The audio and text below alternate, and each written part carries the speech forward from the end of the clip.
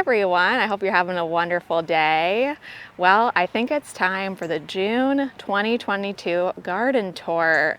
Where did June go? I feel like it just flew by, but I'm out here to give us a sunset tour this evening. I'm not sure we've ever done that before, and I thought we would start back here in the hydrangea room since I've been putting a lot of effort into this area specifically. I did do a mini tour of this area the other day, but in case you missed that, I'm going to tour us through this garden and all my other gardens today. So let's get started. So just in case you're new, this garden here is essentially a brand new garden. To the right of your screen, that was a kind of more skinny hydrangea border that I first created when we moved in about 7 years ago. But the arches, the pathway, and this garden here, which I have in the shape of a lima bean, I am basically trying to create a garden room here full of hydrangeas and other beautiful things. So let's just look at all these gorgeous hydrangeas. Why not, right? So here is one that I absolutely love. This hydrangea is Invincible Limetta, and it has these beautiful kind of small lacy blooms. I need to show you this view right here. This is my favorite view in the garden this time of year. So as we look through here, you can see Haas Halo there is the white lace cap hydrangea. Down from that is the beautiful mini Mauvet hydrangea. In the distance, the lighter pink hydrangea is Invincible Spirit 2. And then there in the distance, you see Annabelle. Underneath, you see another Limetta hydrangea. You see Invincible Ruby here lining the border of Hummingbird Way. So I just think hydrangeas are the most gorgeous shrub ever. Perhaps I have too many hydrangeas on the property. That's up for debate, but I feel okay about it. So let me focus in on some things that we may not have seen over here in the hydrangea room yet. And let me face this the other direction. I want to make sure and give you an update on some poppies that are blooming in this area. And also, in case you didn't see the one vlog about these really cool flowers that are Peruvian Daffodils, I talked to my friend Claudia over at the Organized Homemaker on Instagram, who I absolutely love. She's in zone 7 and I'm here in zone 6B, and she said she's able to leave her Peruvian daffodils in the ground over winter. So I'm not really sure if we can leave them in the ground here in 6B. I was thinking to maybe try half and half because they weren't too expensive in terms of a bulb. But if you're in 6 and you're able to overwinter these Peruvian daffodils, would you mind letting me know that? I'd really appreciate it. So in front of the hydrangea room, we have Orlea, which starts out this beautiful white lacy flower. Then it goes to seed and is green. It's flopped over here, sorry about that. And my flower stand is set up this evening, and it does have the Orlea seed pods in it. Now look what's blooming here, my friends. So exciting. It looks like we have some Lysianthus. We've got a beautiful pink Lizzie. Also a beautiful, a soft buttery yellow there. And I have more Lizzies yet to bloom. And I have some salvias in this area, a little bit of Dara. I also have some feverfew in this area. And here's an update on the cup and saucer vine. The one here on this first arch is doing good. The one on the second arch is doing good. And the one on the third arch is really, really struggling. So we'll just have to see what happens. I also have some Diva Dahlias in this area. And once the panicle hydrangeas are in bloom, I'll give you another tour because there are some later blooming hydrangeas in here as well. So I'm basically going for the same plants on both sides, but a few things are different. I put in this Coreopsis over here, but I think it's too bright and dark for this area. I think I might move it over to the driveway garden where I have more jewel tones. But here is a beautiful poppy, which you'll see again in my grandma's garden, the purple peony poppy. And here we have Incredible hydrangea. I love the bold and big white flowers on Incredible. Here's a peach pizzazz calla lily over here. And another Invincible spirit too, that's just a baby. And a Haas halo that's just a baby. So there's a look at how the hydrangea room is shaping up so far. Its first season in the ground. And as each year goes by, it's just going to get better and better. And I just can't wait to see it grow. Once everything is at its mature height, and a lot of these hydrangeas over here get to about 4 feet tall and wide, it's just really gonna feel like this cozy hydrangea room. And I'm just incredibly thankful for this area. This really feels like a garden that I always dreamed of, and I can't believe it really came together. So friends, we saw the hydrangea room. Now let's head back to the main flower walk and see all my other gardens. So now let's take a look at how the main flower walk is doing. I planted some of Steve's sunflowers up here to greet you over the garden gate. And some of them are blooming now. And they're just looking so wonderful and cheerful. Still more to bloom. It's kind of interesting because here in late June, the main flower walk is starting, well, I guess you could say there is a lull over in the main flower walk. And you'll see that now that we don't really have a lot of flower power right now. We're kind of waiting on those Oriental Lilies. So I think that's definitely something I need to think about for next year. Maybe add in some more Asiotic lilies, because we also have the Gladiolus that are going to bloom and the limelights. But maybe it's too big of a lull. Do have some beautiful trumpet lilies to see there, but let me turn you around real quick. I wanted to show you this area because I'm trying to get better with a lot of interplanting and succession planting within my borders, not just over in the raised beds. So we did have daffodils here, then Atropurpureum alliums. Now we have mahogany splendor hibiscus for foliage. We have these beautiful silver moon lilies yet to bloom. Verbena veneriensis for some nice sparkle for arrangements, some foliage back there, foliage on this yellow twig dogwood. So I decided to finally move the wishing well. It was getting eaten alive over here in this garden, and I seeded in some chocolate sunflowers there. I also cleared the pathway over to our black raspberry patch. And I'm glad I did that. Now you can finally see this beautiful firelight hydrangea here. You can see the Miscanthus cabaret. And I think it's time for me to move this spirea to another home. I think it looks a little bit out of place now. And I think it would look better if it was just a big drift of obedient plant right there. There's some beautiful Echinacea in here. A green Echinacea that gets pink. Not tips, but it's kind of pink near the center. Does anyone know what this variety is? I think I picked this up at a farm stand a few years ago. But the interplanting I'm trying to accomplish here kind of goes in this order. So I have the catmint that Rocky is enjoying, that blooms first. Then I have Gomphrena, and this is that new Gomphrena from Johnny's. Then next to bloom was the foxglove, and that's kind of going over now. And then finally finishing up with that Rudbeckia.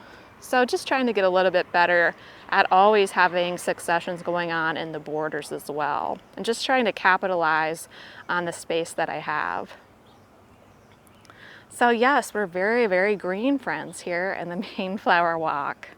I did add in this euonymus recently. And I guess some of the feverfew, which I started from seed, is blooming now. Here's a new one that I'm trying. I'm pretty sure this one was the Tetra White. It's really beautiful. Can never have enough feverfew, right? So lots of nice different colors and textures over here in the border. Gladiolus yet to bloom. Of course, the Winecraft Gold Smokebush always is a shining light in the garden. Some of the seed dahlias are in bloom over here, and so far they're pretty much all red and orange, funny enough. You can see the star flower has started to turn from flower to seed pod. What do you guys think about this? I think Johnny's has star flower listed as light blue. I'm gonna go out on a limb and say that's white. What do you guys think about that? So let's take a look at some of these seed dahlias, and can you see those amazing regale lilies in the background there? It smells amazing. Here's the first one, and obviously an earwig is enjoying this dahlia as well. This is probably one of my favorites so far. I think I showed you this in a vlog. So we'll have to start naming our seed dahlias, especially the ones we really love. Down below I want to show you this elephant ear. We started this in winter in a pot inside, and it's out here in the garden now, and I'm really excited for this to kind of grow up to its full height, and I think it will give some nice contrast and texture to this area of the garden. But oh my friends, I wish you could smell these regale lilies. Are trumpet lilies the best, or are they the best? Now, is that the most beautiful lily you've ever seen? But oh, I wish you could be here to smell it. So over here I have it paired with the perennial yellow yarrow. And then right next to that I have a lemony lace elderberry. I have my Joe Pyeweed and another Miscanthus cabaret. And then if I can squeeze in here, you can see I have my first succession of Pro-Cut plum sunflowers. They're looking great. Oh, the smell is amazing. How many times have I said that? Sorry. I have a winterberry here, and I think I'm going to move that somewhere else and replace it with another shrub. Maybe, I'm thinking maybe an Incredible hydrangea, because I have an Annabelle down there, and I'd like to kind of repeat that texture and color right here. But we better move along. I could talk about each plant for hours. Amimagus in bloom now, and isn't that absolutely amazing? I noticed a question about what kind of food dye do I use to dye these. I just use that standard McCormick that you would cook with. I've never tried anything else, but that's what my grandma used. We used to do it with Queen Anne's lace on the side of the road. Here's another seed dahlia and some rocket snaps here. There's a Rocky, looking great and so healthy. More Amimagus on this side of the border. Don't you love that nice lacy texture? I can never get enough of it. Some more of the Pro-Cut plums there. And here we have kind of a shrub border, lemony lace elderberry, ginger wine 9-bark, gold hinoki cypress, a boxwood. Here we have a whole bunch of Oriental lilies. These are my Montezuma lilies. But you can see, I think I need to kind of rethink this exact time of year. There's definitely a lull here in the main flower walk. But now this brings us to the Annabelle Hydrangea, looking oh so beautiful. You can see I'm staking her up every which way because it's always raining and windy here, and Annabelle always does fall over for me. Here's some beautiful Colorado yarrow in bloom. Lovely peaches, pinks, light pinks, and white on the Colorado yarrow. I hope you can see my interplanting here with the yarrow. These are my Costa Gladiolas, and then down below the catmint. I really love that, even though I have to stake it up, it's okay. Now look at this, friends, this is so exciting. The Japanese Stewartia has started to bloom. So Grandpa, at least we have a tree. Even if it took me 10 years, we have one. Back there I have my big hosta, which is from my mom's garden. Some drumstick alliums here, some Amsonia. Can you see the beautiful Gatsby Gal oak leaf hydrangea there in the background? Beautiful blooms on that. I like all the textures right here. I'm really happy with this kind of little area. A Weigela down there, some lambs here. These allium heads I'm just gonna leave in the garden. And then this area I have underplanted with another succession of Amimagus. And there's another seed dahlia right here. Let's take a look. I don't think I've seen this one yet. It looks like a candy stripe. Oh, that's a nice one. All singles so far. Wait till you see. I have the creme de cognac is in bloom, and it's June 29th. Can you believe it? So now we arrive over at my grandma's garden. Let me reposition a second. So the sun is setting over my grandma's garden, so you can kind of see how the sun moves now. But I have her chair framed with these panels that I picked up at Lowe's, and I'm growing some goji berries up them. Over here is that amazing Mapira lily that I just love. I think I need to invest in some more of these bulbs this year because it's just beautiful. This area is interplanted with Dara. In retrospect, I think that was probably a bad decision. It's a little bit taller than I would like, but it's all right. And then I have it underplanted with Gara. I do have some more of the regale lilies in here, so this area smells really fantastic. Some smaller hydrangeas in here, specifically Invincible Wee White. And then I have some salvias for hummingbird, a Slenderina blue spruce, which will eventually grow up and arch over this chair. And I was going for a color palette here of white, maroon, and blue. I thought that might look really nice. So I have things like the blue shadow Fothergilla in here, more mahogany splendor hibiscus, and my friends, check this poppy out. Now, is that a winner or is that a winner? This is the purple peony poppy from Baker Creek. There's one that has kind of started to go to seed. Here's another one. I mean, you just can't beat these bread seed poppies, right? They're just absolutely gorgeous. So this garden is definitely a work in progress. In case you're new here, I'm completely redoing this garden. So this is kind of phase 1 in the redo process. But I'm happy with it so far, and I feel like I have the vision in my head. It hasn't really fully come to life yet, but we'll get there, right? So turning from my grandma's garden, we arrive at the raised beds, where, like I said, I have a dahlia in bloom already, and lots of sunflowers, Steve's sunflowers in bloom. So let's just take a look at each bed. So I have planted outside of the beds this year an alyssum from Baker Creek. I'll put it in the description section because I can't recall exactly what it was. I thought it was going to be much more vibrant. It looks kind of like a standard purple-white alyssum to me. But here's some more of that gomphrena. And here is the creme de cognac blooming on, what is this, June 29th. Can you believe it?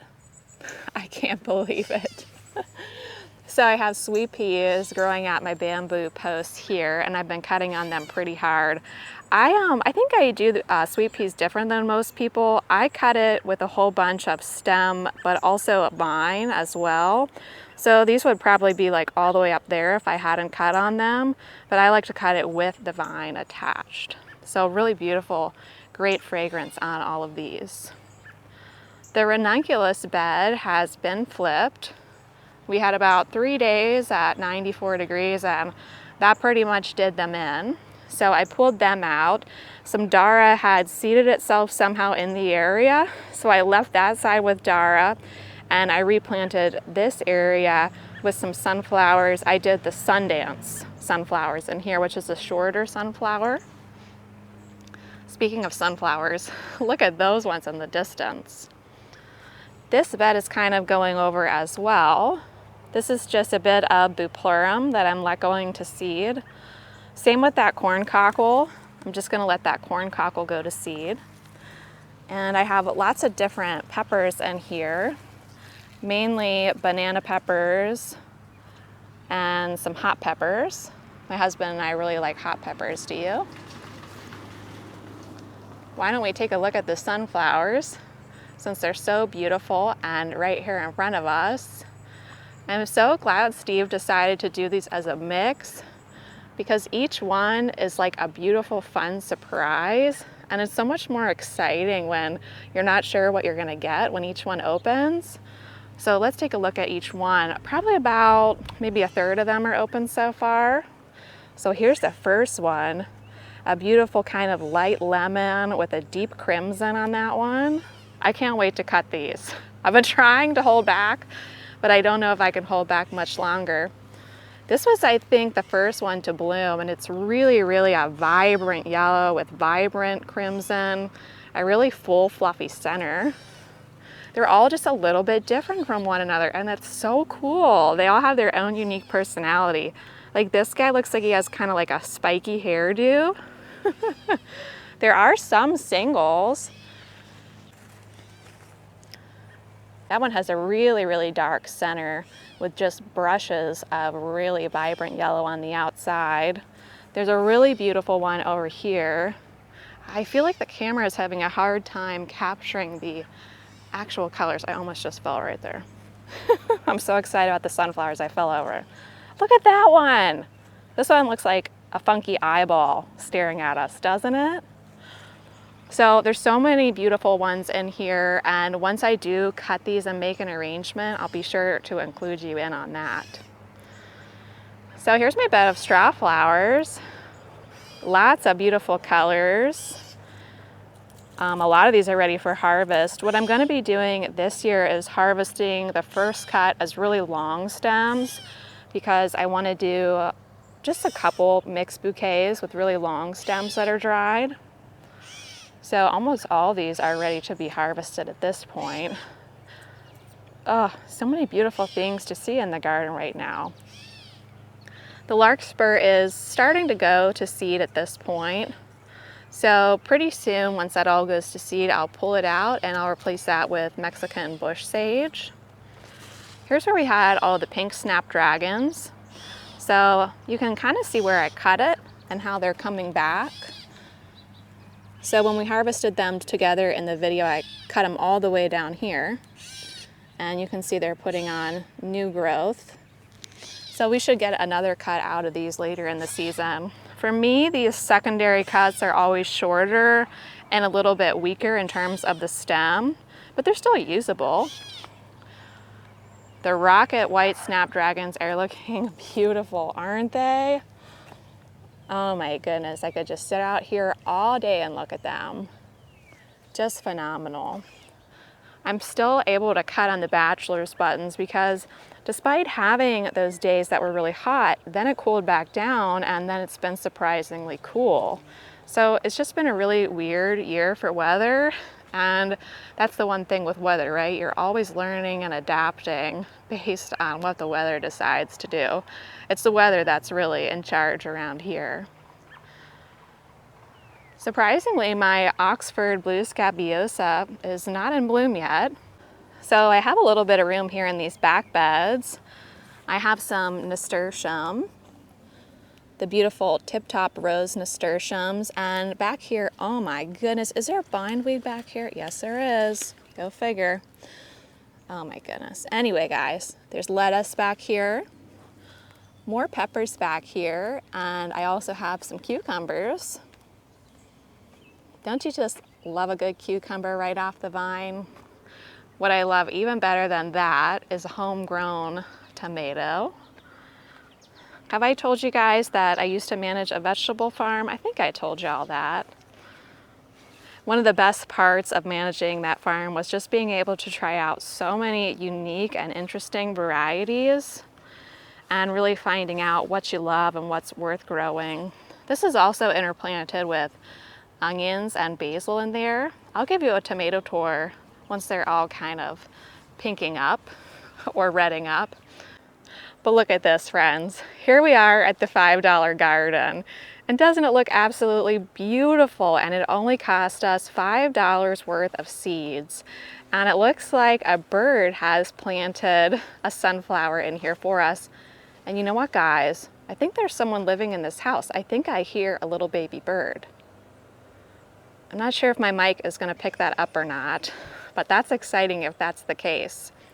So we have the cherry rose sunflower in the back. We do have foxy foxglove back in there, but the zinnias have gotten so tall that I don't even think we can see them anymore. And I only have two kinds of zinnias in here. I have the Benary Giant pink and then the Benary Giant purple. But the bees are loving this area, the butterflies love it, the birds love it, I love it, my wallet loves it. So I don't know, I think maybe we'll have to extend the $5 garden next year and maybe connect it to the compost pile, because let me back up and show you something. I just have some corn and beans planted in front of my compost pile here. But wouldn't it be cool to kind of extend the $5 garden and have it meet the compost right there?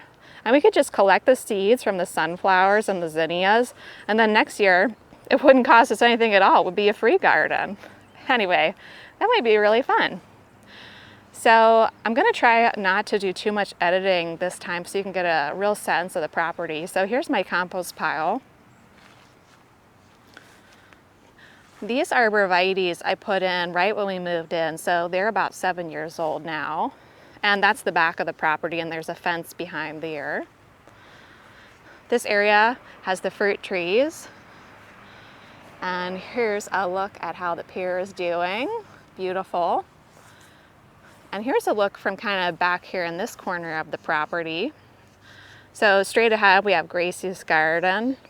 Kousa dogwood here, which the flowers went really quickly from the Kousa dogwood. We have the raised beds. So hopefully that gives you a sense of kind of where I'm at as we travel along here. I'm kind of thinking about spending maybe a little bit of money in Grace's garden this year, but I don't know. I think I just need some more free plants from somewhere. I want to stick with free. I'm just anxious to add some more plants and finish it up, but you know, there's joy in the journey, right? So I need to be patient. So this area basically has hostas, Sun King Aurelia, all different kinds of hostas here. Lots of bridal veil astilbe in this area. Some gorgeous, gorgeous serrata hydrangeas. I think serratas are so underrated. I almost think they're more elegant than a big leaf hydrangea, just my opinion. I just love them all so much. And Grace's garden just continues in that same fashion. Hostas, lamium, ferns. And here's a look at the sedum that we are propagating together. I did another drift farther down, but they're looking great. And maybe once we get to the August garden tour, I'll go ahead and tug on some. By that point, they'll be rooted in. So now we are back at where we started the tour, which was over here in the hydrangea room. So now we need to travel out this other gate and go, wait for it, see my garbage cans. No, just kidding. We need to go see the driveway garden. So hopefully it's not too loud over here in the driveway garden, but it might be good to hear all the noise because that kind of gives you a sense of how busy our road is in terms of me selling flowers here. But this whole garden really fills up with Oriental Lilies, and I've been cutting really hard on this garden. So this is a good representation of a working cutting garden where the majority of the flowers are basically gone. But we still have a little bit here and there to see and enjoy. So why don't we just go ahead and we'll walk this pathway together, and then I'll circle us back to closer to the road. A girlfriend sent me this Celosia seed in the mail, and I'm so impressed with it. Just loving the color on that and excited to cut and dry that. For all of the Celosia that we're going to see in here, I'm planning to just dry all of it this year, not use any of it fresh. You can see the Schubertii alliums are still looking great in the garden. And it's gotta be at least 8 o'clock now, and there's still so much wonderful bee activity out here. I have a few different varieties of Rebecca in this garden. The dark foliage shrub you see there is a Weigela. I'm not really sure what's going on with my tricolor beech. I would really appreciate anyone's advice on this tree that has it, especially if you're in a similar climate to me. So it just seems very weak. I put it in last year. It doesn't seem to have grown at all, and I'm not sure if this is normal or if I need to help it out somehow. I appreciate all your thoughts on that. Here I have some Cleome that it just always pops up and I let it go. Lots of Oriental Lilies right here yet to bloom. This area has my, I believe, 5th sunflower succession running all through it. And it also has a few different successions of Gladiolus, if you can kind of see those tucked throughout. Can you see, I'm not sure if you can see this, but when I'm cutting on a shrub, I try to cut kind of the back of it so you don't notice it so much. You'll see this especially on the Stervella, which is holding up so well at the stand. I think I like it even better than Forsythia. It's just lasting forever, and it seems completely unfazed by the heat of the flower stand. My husband bought me that bench for Mother's Day. I thought it was really cute. Gives a nice park-like feel over here. Lots more panicle hydrangeas. I can tell by the leaf here we have a firelight of sorts. And back over there I have a limelight. This sunflower succession, oh, guys, a monarch. Did you see that monarch? There it is. I hope the camera caught that. So this is another succession of sunflowers. This is also cherry rose. That succession continues this way. And then we have a later succession of Oriental lilies. These are those Lavon lilies I was telling you guys about. Let me turn us this way. I have a few things in here that are really cool. Here I have the summer wine Asiotic lilies. And some of these are at the flower stand right now. But for the first time ever, I grew Clarkia. I just threw the seed on the ground, and here's what popped up.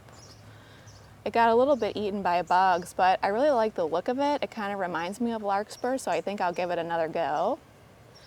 And I have a little bit of feverfew left in here, but not too much. A little bit of Larkspur left in here, and I also have my double Oriental lilies here, so we can look forward to that. Another 9 bark, but in here is something really beautiful. This is a drift from Longfield Gardens of their bare root astilbe. And doesn't it look so beautiful and fluffy? And in front of that astilbe, I have some Crocosmia. So as we move down the driveway garden, we have the bench there that came from my neighbor. And behind the bench, we have that hedge of Invincible Spirit 2 hydrangea. So I think by next year it will have reached 4 feet and be a lot taller, and then we'll really have the show that I was going for. I also have some Colorado yarrow over here in the driveway garden. And this is also at the flower stand currently. But I wouldn't say the driveway garden looks great, but it really is a cutting garden that's being cut on a daily basis and being sold. So this is a good, accurate representation of what you could expect your cutting garden to look like if you were actively cutting from it every day. You see there's some area where there's even just full-on holes, and that's something that definitely does happen. So I want to be sure and show you the whole picture here when it comes to a cutting garden in the landscape. Well, friends, I think that brings us to the end of the June 2022 garden tour. I hope it was enjoyable to watch. Something a little bit different here with the sunset walk this evening. I promise I will eventually show you my front garden and side garden. It's just a little bit too loud out there right now, but maybe I'll wake up really early soon and give you a front yard tour. I want to wish you a wonderful day out in your gardens, and of course, happy gardening. Bye!